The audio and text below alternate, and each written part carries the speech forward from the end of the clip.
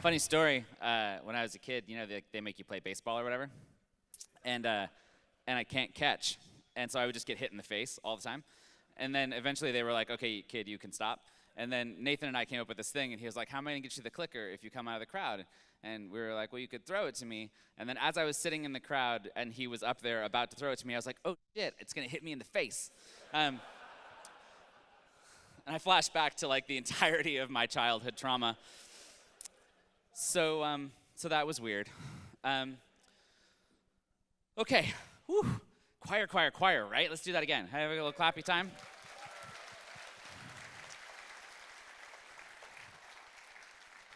I've been joking for a while that this whole thing is just like one long con to like let me do stuff I like. That was really cool, and I don't like singing, but I really like that. I do like it now, I guess. Okay, I should get on with the talk, because you're gonna be like, right, shut it. Stop being self-indulgent. This is my friend. His name is Alan Kay. Alan doesn't know he's my friend, so if you see him, don't be like, hey, you're friends with Adam Jacob, because he'll be like, who's that?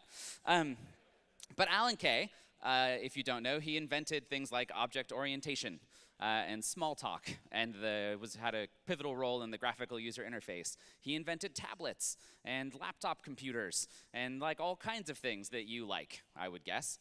And Alan has many amazing quotes, but he has this one particular one that I love, and it says this. It says, perspective is worth 80 IQ points. And over the years, I've really come to believe that Alan was very, very right about this thing. Because I know from my own point of view, I don't think I'm actually all that smart, and I've definitely worked with a lot of people who are much smarter than I am. But I have the benefit of some perspective, and I feel like that perspective helps me understand more about where we're going and how maybe I can help you guys figure out how to be those digitally native, transformed folks that we say you want to be. And so if I'm going to explain how I think we can get there, I need to take you back a little bit and give you some perspective about me and where I come from. So I've been a systems administrator for 24 years. The first time someone called me that, I was 16, and I'm now 40, and so I did some math, and I think that works out. But it feels like it's just my whole life. It feels like pretty much like I ran a bulletin board when I was 8. So like I feel like being a systems administrator is just like it's a thing I like. And like again, this whole thing is like a weird long con for me to get to be a systems administrator like as an adult and get paid. The last 10 years of that were here at Chef. And the bulk of that was spent out in the world with you guys, actually out helping you figure out what to do and what to build. Because again, I'm not that smart, so I'm not really sure what the thing is that I should build. And the only way I know how to learn what to build is to go hang out with you and watch you do stuff and then be like, hey, what if we did it this way instead of that way, right? And so if I want to really explain how we're going to break out and how we're going to become these digital natives, I need to take you back to the beginning of Chef, when we were still called Ops Code, right? Before almost anyone had ever seen Chef. When the stock market was at 6,700, do you guys remember that in 2008? When the stock market crashed and everybody was losing their jobs and people were like jumping out of windows again and we were all gonna die? Do you remember that? Okay, so in that minute, I wrote this thing called Chef, and I met some people, and we decided that we should go out and try to raise some money. And so recently I was sitting in a board meeting, and we were reflecting on that original pitch that we gave back then. That is what started this whole thing. And that we were kind of right, you know? But then we were kind of wrong, you know? So there was like pieces of it that weren't quite right.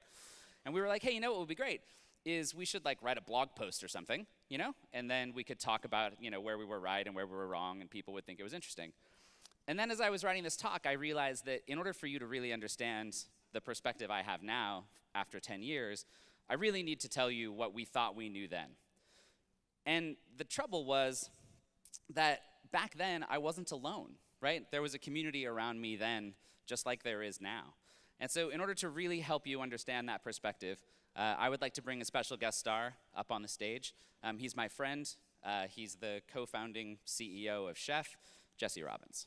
Let's go.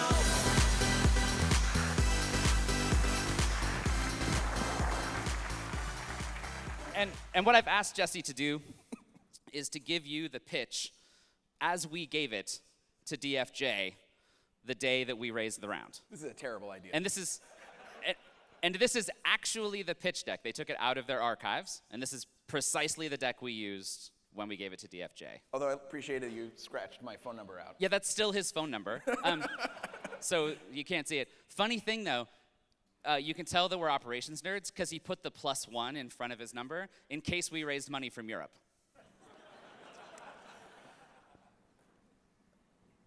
My name is Jesse Robbins, and I'm the chair of the Velocity Conference, which is where kind of the community around web operations has been formed.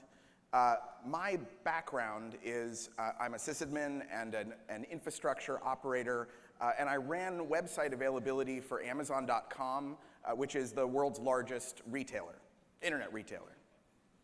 Yeah, I'm Adam Jacob. I'm a CTO. I've been a systems administrator for 13 years, and I'm an expert in systems administration. My favorite thing about this slide, though, as we pitched it, is that we had to tell you then that Amazon.com was the world's largest internet retailer.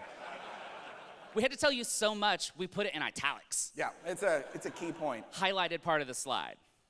You guys did good, Amazon. Grew good. You're doing all right. Yeah. So our current customers are real. We've been working with them for several months now. But really what we want to talk about is our vision to organize the world's infrastructure. Only one of those customers still owes us money.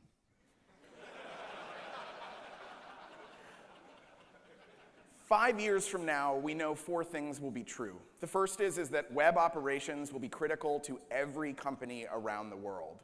The idea of elastic or cloud computing will be common and ubiquitous. And web services, these are services that are called APIs, will be used to build core utilities that power the world's economy. And because of that, Web 2.0 ideas and principles will be transforming the enterprise. We were pretty right. Yeah. No DevOps. No, yeah, but way pre-DevOps. There was not a thing called DevOps for another One 4 more years. Yeah. Well, yeah, the first presentation was a year later. Yeah. We believe that this future requires a central configuration service. This is totally true, but then y'all made us ship it on-prem, and now everybody's like, can you guys give us like a hosted service so I don't have to run all this chef stuff?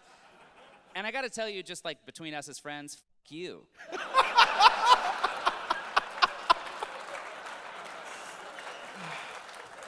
I can't tell you how long I've wished I could do that.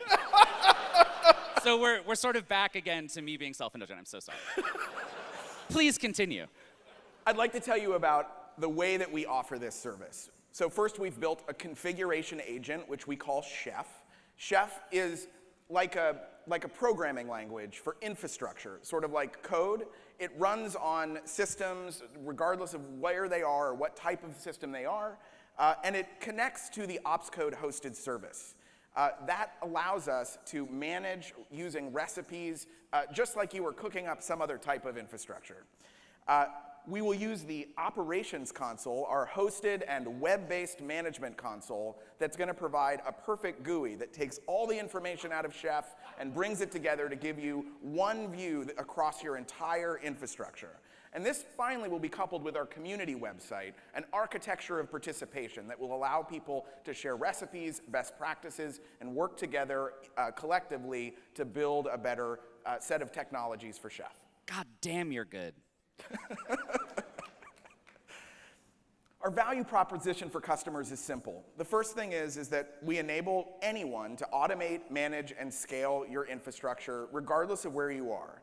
It works really simply. You run our agent, you put it on servers, on systems, and you configure that using recipes and the data behind them.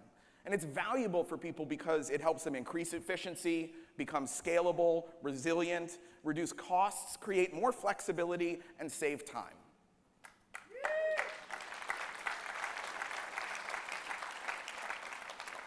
And the key thing to understand is that we work across any part of the stack in any place in the market. We work with big traditional enterprise operations, within the data center, and in this emerging cloud ecosystem. Let's pour one out for my homies at Sun. Microsoft didn't even make the slide, just saying. Ops nerds. How we get customers. So the first and most important thing to understand about Chef is that we are building a community of practitioners who have a unique, powerful, and incredibly valuable set of skills.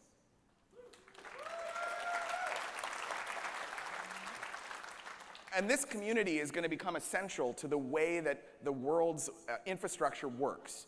We will build by word of mouth, by people sharing and telling others, by getting great press and attention, by building great partnerships with the leading providers, and with other companies that are trying to build and work within our community. The last thing is that we will use conferences and events in order to get people in and teach them and get them out and into the world, building new infrastructure and hopefully becoming our customers. I think we got that right. Our business model is simple. We charge by the node that is managed. And then over time, that will let us launch additional features, starting with things like identity management, deep infrastructure monitoring, full stack software deployment, and finally, security and audit compliance. 2 out of 4 ain't bad. I'd still do the other 2, but I don't have enough money. So spend more money, and then I'll do the others. Our timeline for beginning to ship this will be the next 12 months. So it's Q4 of 2008, and by Q4 of 2009, we will have shipped both Chef, the hosted service, on-premise versions of the software, and the operations console that everyone will be using by then. This was the first of many missed dates. Finally, we're raising a few $1 million to build a team, build the service, launch the product, build traction and revenue, and then 18 months later start doing it all over again. We raised $2.5 million from DFJ, JFD, JFD, whoever they were, the money guys. Thank you, Josh and Bill. Due to this presentation, and honestly, to my incredible friend Jesse Robbins and Nathan Haney-Smith, Barry Steinglass, all of the incredible co-founders of Chef, thank you so much, Jesse Robbins. Very carefully handed. Because he knows I can't catch, he very carefully handed me. Look, you could boil that entire pitch down to this one slide, which is, let's take what's working at the big web, and then we're going to go and we're just going to do it everywhere else, right? And that should be a familiar pitch, because everything that's happened in the last 10 years has given you the exact same pitch. Why are we doing whatever we're doing? Well, because Google did it. And so if we do what they do, then it's going to be cool. And you can think about Barry's presentation yesterday. You know, he talked about the FANG companies. In our presentation, we talked about them as the big web, right? But now everybody is sort of on the web. So when you say the big web, they're like, what's that mean? And so, you know, things move along. But with the benefit of 10 years of work and effort, when I reflect upon what we said about how it was all going to work, you know, I think about that web console that we said we would build. And we really believed there was going to be this high level of abstraction where you were going to write these chef recipes, and then we were going to build this simple UI that you'd be able to just plug those pieces together like Legos, and it would all just sort of work out. And I think what I know now is that it doesn't really work that way. And the big reason is that we didn't really understand which parts of the big web were the most important parts, right? Like, we just said, we'll just take, if we could just go to wherever you are, Citibank or whatever, and just do what the web does, then it would be cool. But we weren't sure which pieces were the ones that matter. And so with a decade of perspective, I would like to share what I believe now are actually the parts that matter. All right, so the first thing that matters is that all of those big web companies standardize the contracts between the layers of their systems. And in order to talk about this, I have to spend a second talking about software architecture, and then we'll get into what I mean by layers. So this is like the grandfather of all software architecture right here. It's called the layered architecture.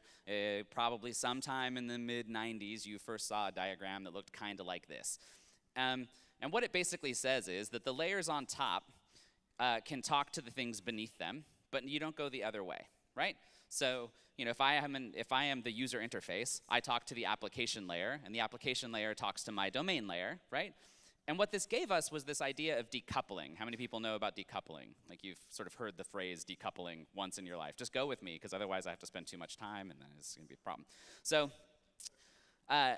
So then over time, we sort of riffed on this a little bit, and we came up with this statement that says abstractions should not depend upon details. Details should depend upon abstractions. And so inside of each of those layers, there's a bunch of details about how the system works, about what your domain is, about what the user interface looks like, about the infrastructure that runs it all, right? And that those things should never know about the details of the insides of the other layers. They should only rely on the abstractions in between them.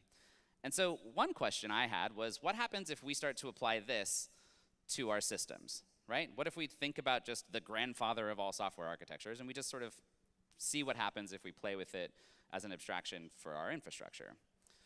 And if we do that, we wind up with something that looks kind of like this. You got the network at the top, because the network touches everything, and it has to be aware of the details of all the stuff on the inside to a degree, right? Because if you don't have the network that can get you where you need to go, all our systems are distributed, you're all on the internet, so it doesn't work out.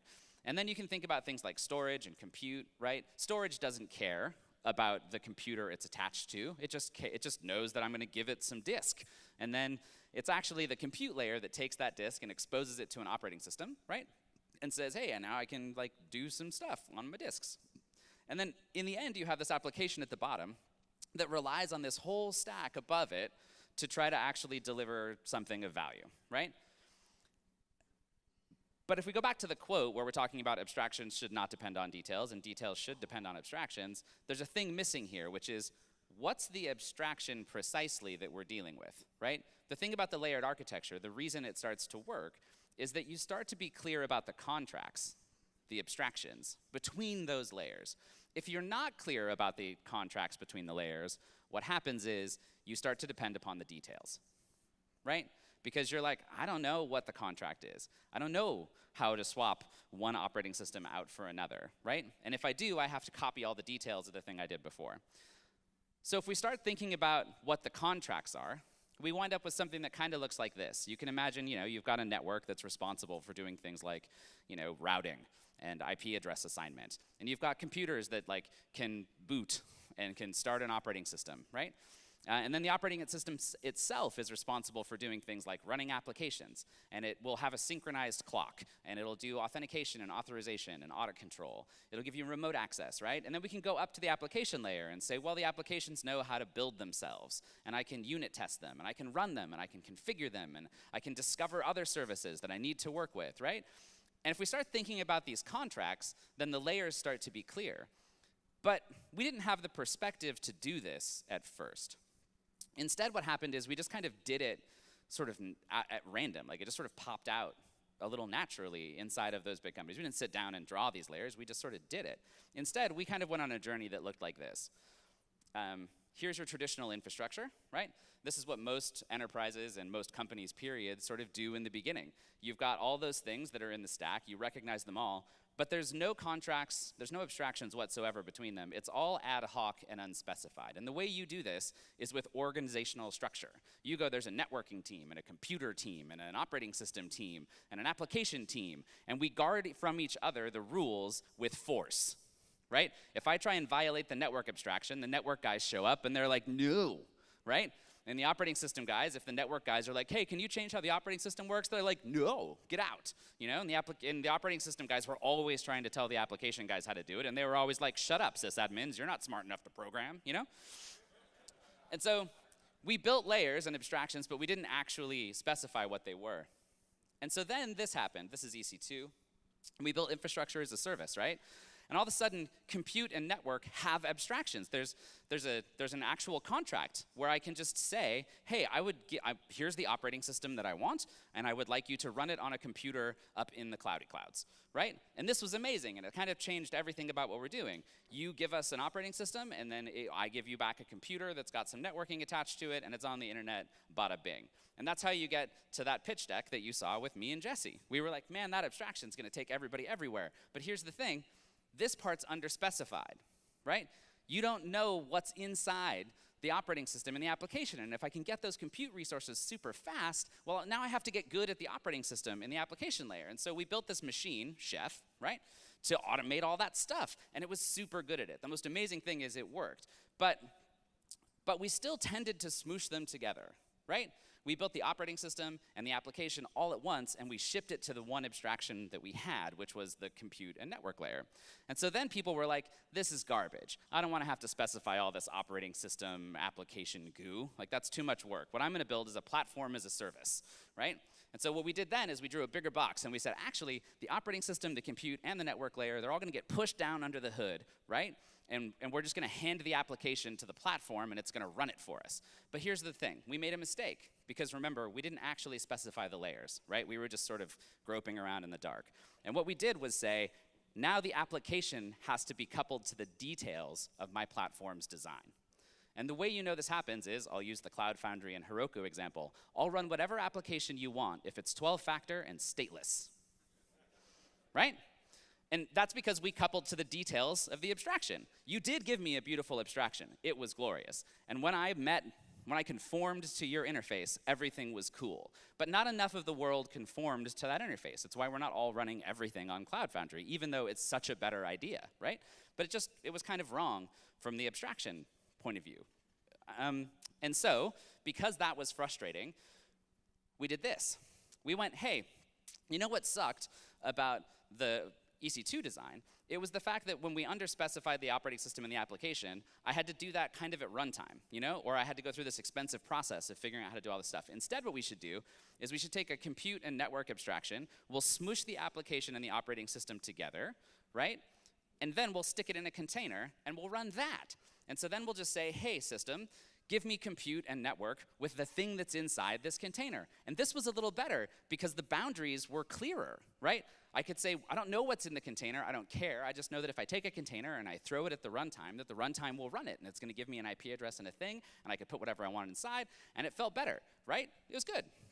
But it only worked on one computer at a time. And so we were like, man, that's kind of frustrating. Like, it's great that I can do this on my laptop, but this abstraction's pretty dope. I would like it everywhere, right? And so then we did this.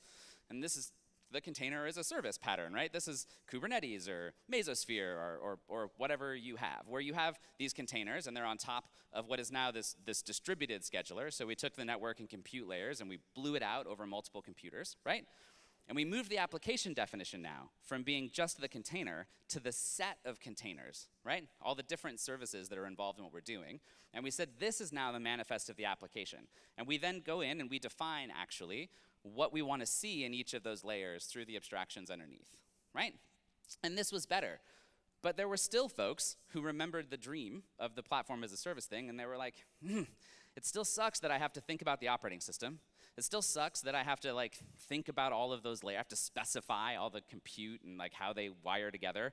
What I really want is this, right? I actually want serverless. I want functions as a service. I want to take the entire application, and instead of thinking about it as a monolithic thing, I want to take tiny pieces of it, and I'm going to stitch it together with the rules that care about the network. And the only two things that matter now is the network and the function itself, right? And that's mind-blowingly great, because how the data gets delivered becomes abstract to the details. And the thing is, there's value in each and every one of these abstractions. It's not like at each of these stages we threw the old ones away and we're like, I don't want those anymore, because actually they're useful things. They were valuable pieces of the evolution. But what we never did was specify the contracts. Where are they in this whole saga, right? Because if this was working, all of this would have been possible to do in the enterprise in a relatively straightforward way. Because the reason all of these different things already existed inside the big web, I now know, after a decade of not knowing, is because they actually did specify these layers. They already had at the bottom the contract between the operating system and the application, between the network layer, the operating system, and the application, right? So let's use serverless as an example. Let's say I built you a serverless platform, but it didn't handle the time synchronization part of the operating system contract. So every time that you try to use a clock, you get a different answer from your function when you're writing data into Hadoop. Would you use that platform? Raise your hand. No, because it's a dumb platform because you care about time, right? And so when it came around for sort of the big web to think about using these things, because they understood these layers, it was easy for them to think about how they would adopt new technology, right? Because all they had to do was look at how that technology impacted the existing contracts, the existing abstractions, and then they could just slot it in and not worry so much about the details. Whereas out in the world, out in the enterprise, we were caring deeply about the details. We were in that unspecified mess of org charts and structure, and so every time there's a new thing, we try to go all the way back and map it to that sort of chaotic first image instead of actually knowing what the details were. Here's a good example from a customer we were just at. We started thinking this way, and we went and we thought about what would Chef look like at the operating system layer. And you actually saw this in the demo yesterday. But it kind of looks like this. This is a policy file, and it has inside of it things like my authorization strategy, right? And how I'm gonna mount things, and remote access, and it manages time, and it runs applications, and it checks for compliance, right? And if you've been at ChefConf for a while, you might remember Phil Dibowitz from Facebook giving you a presentation on how Facebook runs their chef infrastructure. And what Phil was telling us at the time was, this is what it should look like. It should just look like that. It should just be the list of things that the operating system does. And the thing we didn't understand, and I'm not sure Phil understood it either, was that it works because they had built a strong contract. They knew what the boundary was for the operating system. They knew what the boundary was for the work they were doing in Chef, and they knew what the contract was between that boundary and the developers at Facebook. And it made the whole thing work. And we just weren't quite ready to know it yet. So if we focus on getting those contracts and those abstractions right, rather than the details, what we do is future-proof ourselves, right? We get to a place where whatever technology comes later, which is the one thing we're sure will happen. I don't know what's gonna happen, but I know there's gonna be a lot of it. We give ourselves time, like a time machine, to go back also to our legacy software. We can look at what we did before, and we can map it onto those contracts, and it gets easier to manage. And this is what Habitat does for the application layer. And I didn't know that when I started, but I know it now. And because I've seen it, I can look at all the other layers of the stack and go, I need those contracts everywhere. And if I had them, things would be better. Okay, here's another thing the big web taught us. That we have to streamline the delivery path, right? We have all this standardization in the layers. Now we have to figure out, how do I actually make changes to the system across those layers all the time? So you're probably familiar with this image. This would be continuous delivery, right? You start on the left, where you've got Alice, and Alice checks out a project and makes a change and does some stuff, and then she builds her software, and then Susan comes along, and she approves the changes that Alice put in the system, which then creates an artifact, right? Which then Elizabeth comes along and checks out the artifact and goes, hey, does this look good? Is it what I should run? And maybe because you're a really awesome organization, you have a customer come in and look at the thing. Facebook does this to you, to keep harping on Facebook. Have you ever used Facebook and had a feature show up and then it disappears the next day? That's because you were the dollar signs on the far right, and they were testing it out on you. And so then they're like, hey, people liked it, let's ship it. And so then, we deploy that artifact again to staging, and then again to prod, and then into production. How many people work like this today? How many people work like this today across 100% of the enterprise estate? Exactly, none of you, right? And I'm looking at my Facebook friends. How much of Facebook works roughly like this? Let's call it all of it. They're all of it, right? And it's because those layers were standardized, and they understood that they could build this system. So there's a couple of things to make this work that we didn't understand. So one is, the artifact has to work across all the different stages of the pipeline, right? So what we build on the left on our laptops has to be the same thing that we're doing on the right in production, right? And this is where the idea of immutability starts to crop up, right? Because if what I build on the left doesn't change as it moves across the system, then I can rely on the testing I'm doing in between, right? And so when I talk about immutability, a lot of people think, okay, so that means whatever I build never changes. And that's not true. There's actually 3 kinds of dynamism that you need, even in a system that's roughly immutable. And the 3 things are configuration. So for example, I want to turn debug logging on in staging, but not in production. The other is topology. So I need to know about other things like me in order to configure the service. And then the last one is discovery. I need to know about some other service in order to do my work. I need a database, right? And if we don't have this immutable artifact that starts on the left and encapsulates all of its dynamism that it's gonna need in order to live its life all the way to the right, what happens is we push the complexity back into the pipelines, right? Instead of having a conversation about the contracts, we have a conversation about how I'm gonna build a bespoke automation thing to take every single thing you do in all of its minor detailed variation from left to right. And you wind up with 10,000 slightly different tiny pipelines. And unshockingly, you don't do it. It's why you have one team that's effective and 1,000 that are not. Okay, so once we have those immutable artifacts, and we can actually start to trust them that they're gonna work the same way across the pipeline, the last thing we need is atomic channels. And what this does is gives us a way to take those components and all other dependencies and deploy them across the system as we go, right? And the reason this is helpful is that it turns that promotion event into the same abstraction. I can just say, I don't know what we're gonna do when we update the software, but I know that we'll trigger it from the entry of a version of that software into a channel. And the more things we can put in that channel, and the more things we can treat in that atomic artifact way, the more reliable my testing is, and the more flexible I get. You saw yesterday in the demos that we built, Nell shipped the habitat artifact, and then Builder built it, and then Kubernetes deployed it, because there was an operator watching the atomic channel, right? So there was an abstraction she could use to know when to deploy, and the abstraction was the channel, right? And then she could build a detail, Kubernetes pod updater, right? And I don't have to worry about that. I don't know. So as a consumer, I don't care that I'm shipping it to Kubernetes, or that I'm shipping it to bare metal, or that I'm shipping it to somewhere else, right? It just works because I have this idea of an atomic channel. And if we don't do it, again, you get pipeline variation, right? And it's brutal, and you hate it. And one thing about this is that it doesn't matter what layer of the stack we're talking about. We can deliver the operating system this way. We can deliver your legacy applications this way. We can deliver your serverless applications this way, right? It's all going to just work because the pipeline is the guide for how those things move, and we can be clear about the abstractions between the layers. Okay, let's go to the human side of things a little bit, which one of the first things that I now know is that one big difference between the big web and the FANG companies and the enterprise is that the big web companies are technology companies first, not second.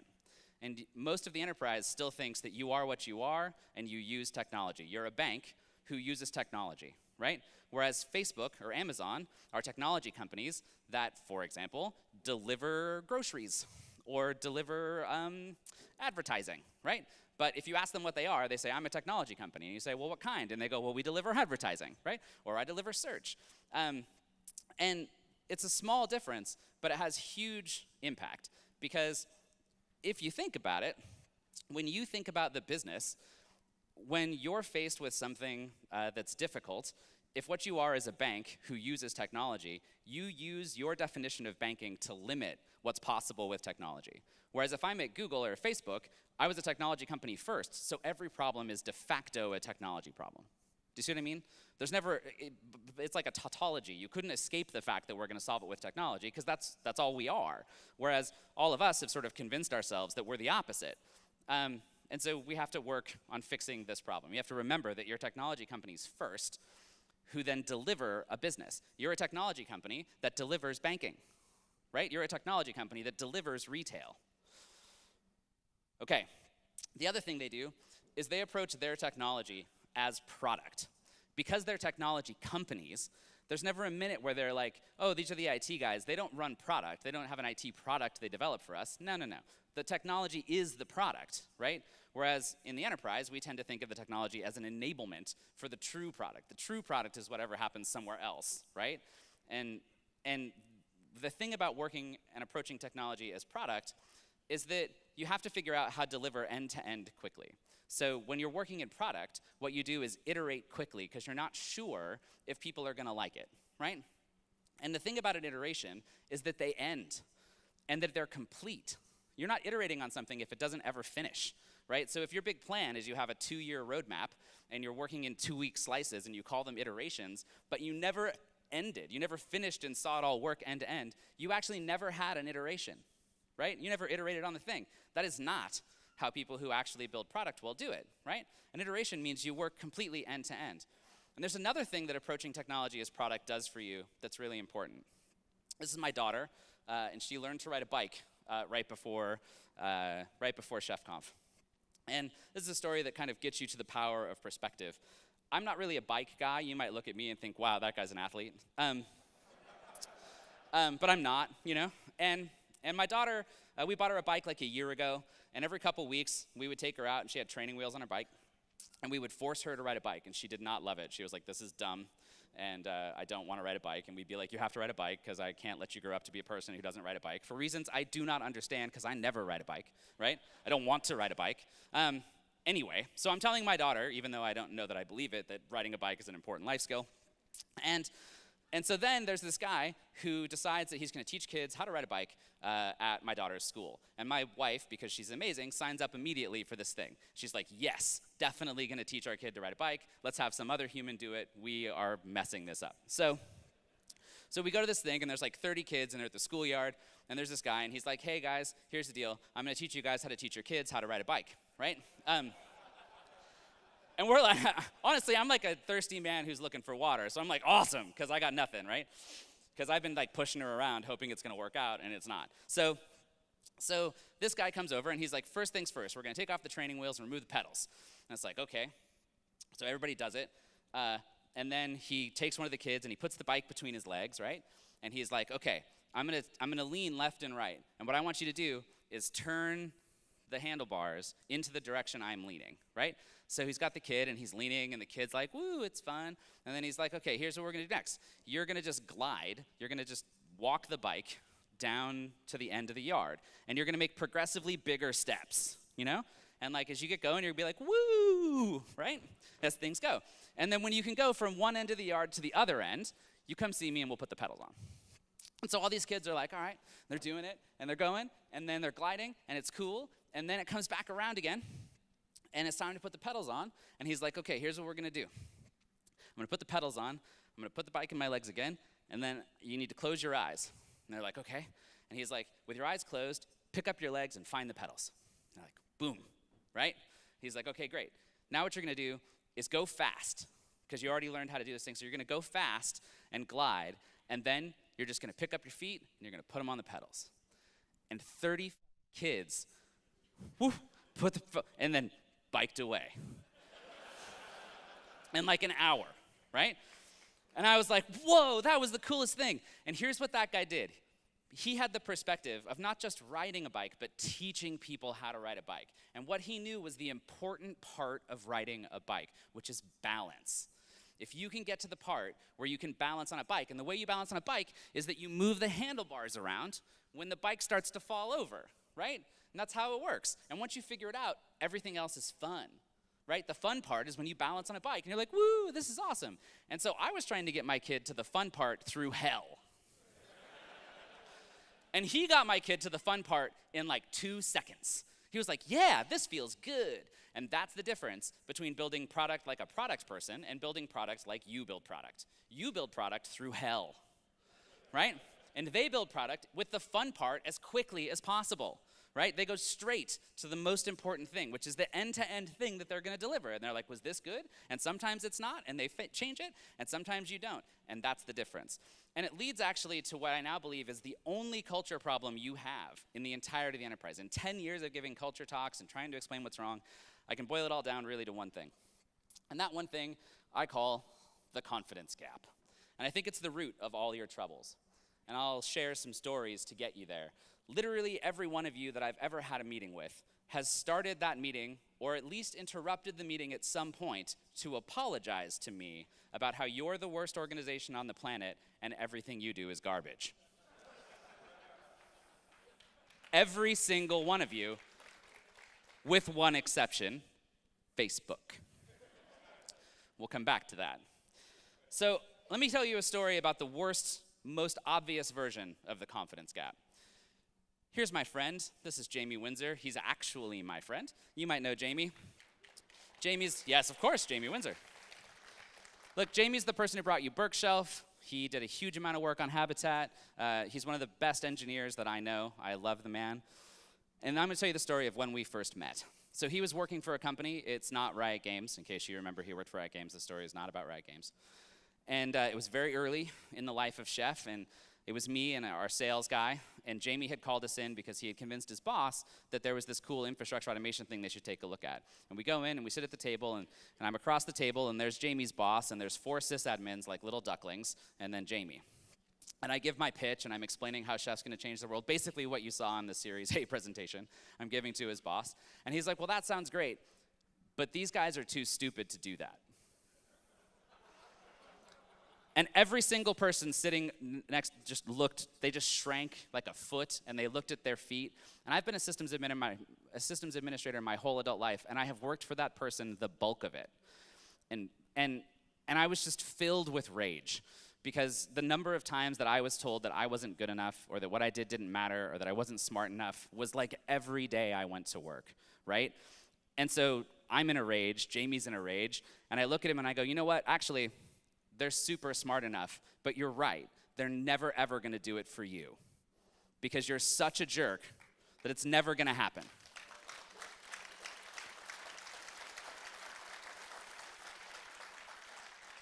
They didn't pay us any money. Bad for sales, good for my heart. And of course, Jamie quits. He's like, that guy was such a jerk. And look, this is the confidence gap in its most dire form, right? The most obvious one. But it shows up in a bunch of other ways. Here's another way it shows up. You say things to me like this. You say, we can't be like the big web. We can't do good things, have nice things, because the web gets to do it because they don't have legacy software like we do. How many of you have said that? Yeah, they don't have legacy software like us. Let me tell you a thing. Google was founded in 1998. So I just want you to think, is the software you started running in 1998 legacy software? Yes, of course it is. Of course it is. You hate that software, right? Of course it is. Netflix was founded in 1997. They mailed you DVDs, for the love of God, right? Do you think they don't have legacy systems? Of course they do, but here's the thing. They don't call it legacy. You know what you do when you ask a Google engineer what software they wrote in 1998? You know what they say? They go, Google. And you go, woo. But you built the world's largest bank. And when someone asks you if what you did was cool, you go, no, it's hot garbage. So do you have legacy software, yes or no? I don't know. I think you built Citibank. I think you built Nordstrom. I think you built the world's largest financial insurance companies. I think you built the most amazing things on the planet. And one way you know is that they exist, and they're the biggest, coolest that humanity has ever seen. But you call it legacy hot garbage. Okay. Here's another thing.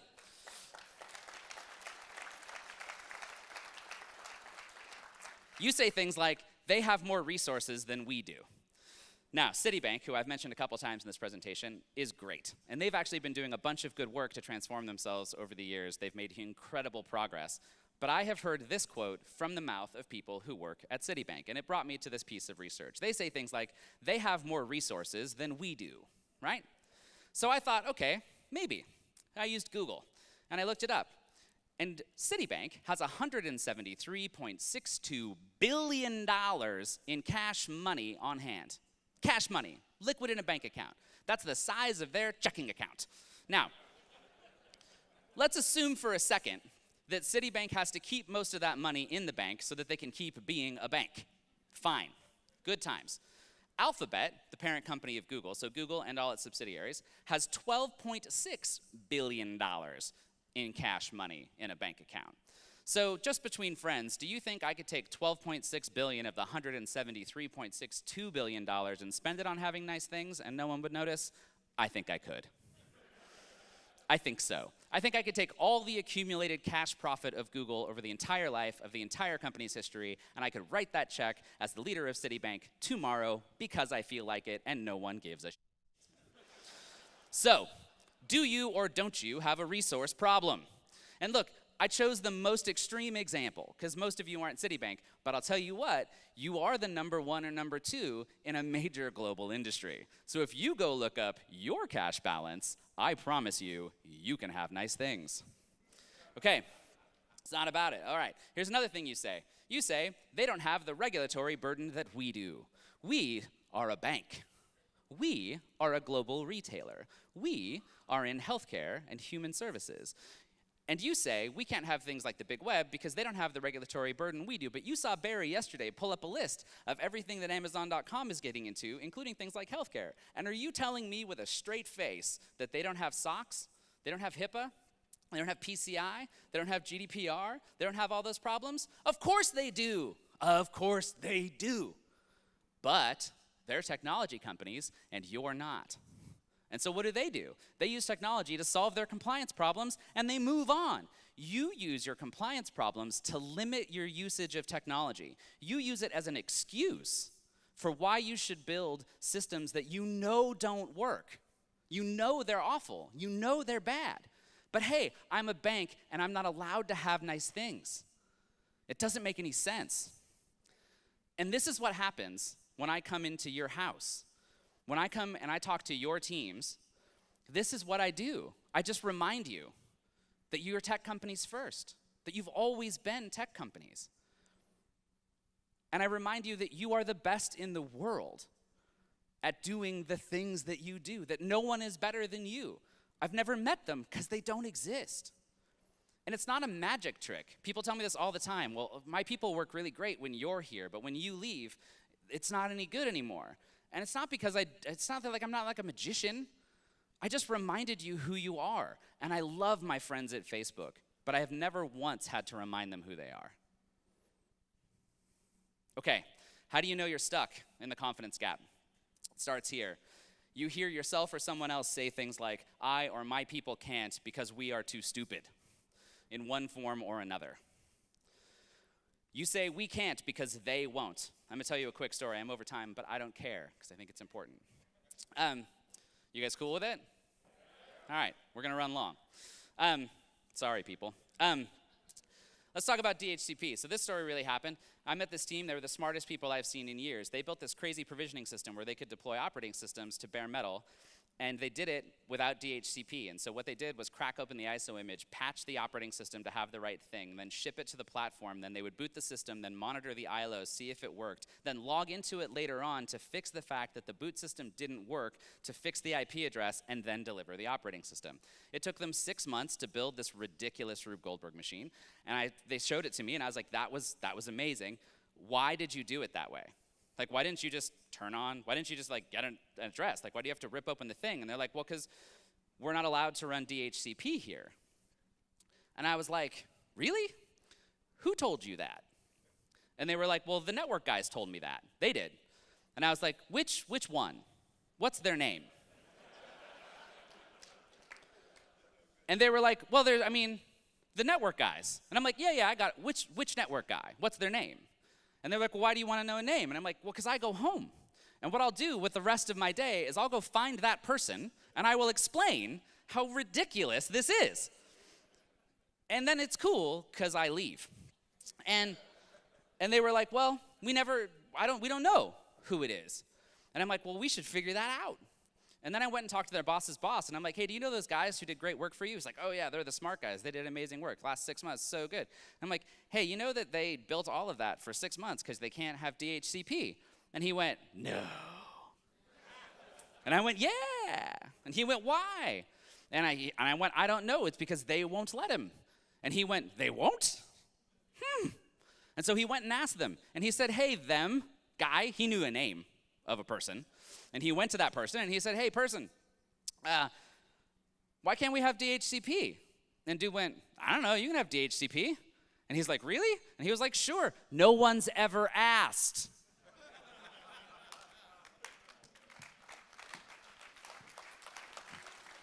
And here's the dirty lie you tell yourselves. You tell yourselves you can't have nice things because your boss stopped you from doing it. The organization, they made it so we can't do the right thing. And you stop each other. That networking team, they're the smartest people I met at that location. But they told each other they couldn't do it the right way. And you know that someone suggested the right way instantaneously. You know, like they were like, we should just use DHCP and boot servers. And somebody was like, oh, we can't do that. They won't let us. And then everyone in the room was like, oh, you're right, they won't. And then we all went to a whiteboard and we were like, how are we going to get around it? You know? And you did this whole thing. And you never even found out who they were. This would never, ever happen in the big web. Never. Not one time. Because they're technology companies. They'd be like, let's use technology to solve the problem. You know what technology will solve the problem of getting an address in an operating system? DHCP!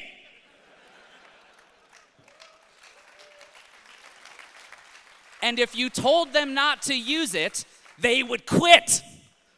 They would quit. They would go work for Google because the Google would turn it on. Okay, here's another one. This one's called strategic overconfidence.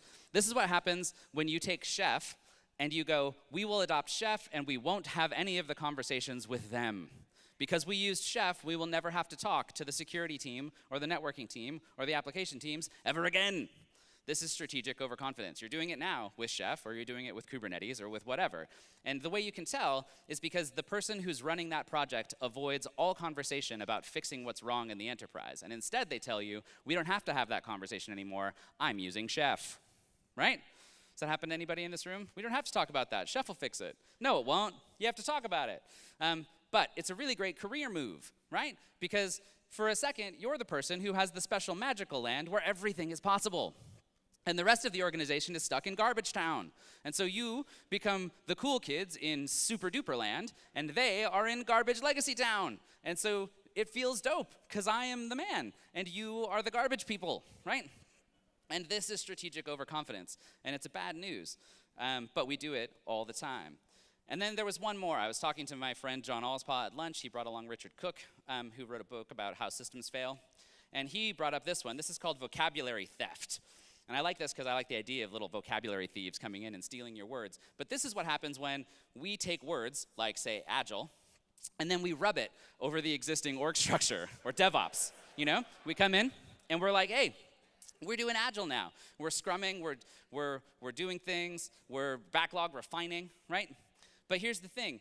You never learned to ride a bike the right way. And so you're actually in the hell zone that I put my daughter in, because you didn't know what it feels like to be on an actual agile team. So when the vocabulary thieves showed up and told you that what you were doing was agile, you believed them, because what did you know? You're just like my daughter. She thought for sure that I could teach her how to ride a bike. She was wrong, but like, she had faith, you know, and so did you. And so you follow the vocabulary thieves, and then you're like, and this is the worst part, then you stop believing that change is possible, or that those things are valuable, because you've convinced yourselves that you're already doing them, even though you have no idea what the good parts were. It's awful. So look, in some ways, I'm like the teacher right now that taught my daughter to ride a bike. I have all this perspective about what has worked and hasn't worked, and about what you might do in order to make it better, but I don't have the most important part. I still have no idea how to run a bank. I have no idea how to use technology to run the world's greatest retailers. I don't know how to do any of those things, and you do. You are the person who knows that piece. And if you work together to define those layers, to streamline that delivery process, and to work like you're building product to overcome that confidence gap, it's gonna work. And you'll be technology companies that deliver your product. And then we won't have to have a conference anymore about how you're gonna be something other than what you are. You can just remember that you're the greatest companies on earth. And my commitment is that I will be there with you doing that work. I will learn with you, I will grow with you, and we will figure it out together. And I can't wait for the conference, for ChefConf in 5 years or 2 years, or maybe even to next year, for Google to demand to come to this show to ask you how you do it. Thank you so much, and I can't wait to do it with you.